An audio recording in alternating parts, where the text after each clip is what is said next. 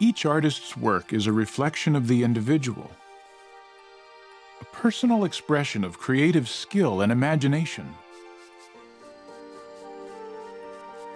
But are such expressions limited to human works of art? Or are they also displayed in the natural world? We live in a world rich in spectacular colors. Everywhere we look, different shades and hues captivate our eyes. Some are subtle variations. Others are sharp contrasts. Together, they draw our attention to the striking beauty that exists all around us in creation. But where do all these colors come from? The answer has to do with the nature of light and how it interacts with different surfaces. Light usually appears white to our eyes. However, white light can actually be separated into all the different colors of the visible spectrum, each color corresponding to a different wavelength. Most objects contain chemical substances called pigments that absorb certain wavelengths and reflect others. What is reflected back to the eye by each object appears as the wonderful variety of colors that we see. However, among the most exquisite colors displayed in nature are those that come from a phenomenon known as iridescence. These brilliant colors can vary depending on the angle of your view. How are these shimmering colors produced? In most cases, iridescence is caused not by chemical pigments, but by precise structural patterns within the surface of an object. For example, the wings of morpho butterflies are covered in tiny semi-transparent scales. On each scale, we find layers of microscopic, evenly spaced ridges, which in turn have still smaller ridges on their sides. The distance between these tiny ridges is actually smaller than a wavelength of light.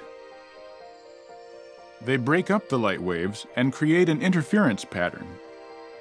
As a result, some colors are canceled out and others are intensified. These intensified light waves are reflected back to our eyes as a dazzling blue.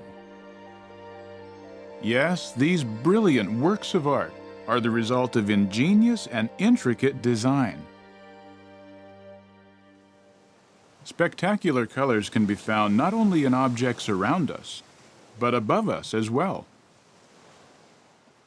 As the sun goes down, magnificent sunsets paint the sky with breathtaking colors. What is behind this artistry in the sky?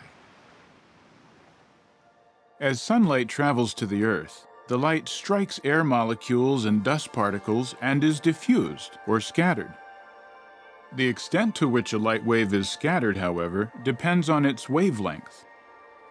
Blue light waves have a shorter wavelength and are widely scattered throughout the atmosphere. That's why we see a blue sky when the sun is well above the horizon on a clear day. However, when the sun is near the horizon, the light must travel through more of the atmosphere to reach our eyes.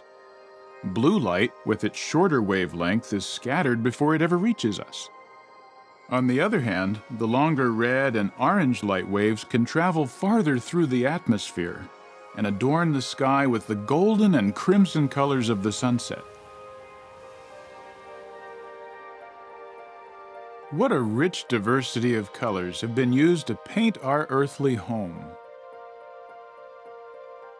When we take time to observe their beauty, we are drawn closer to Jehovah God, the greatest artist.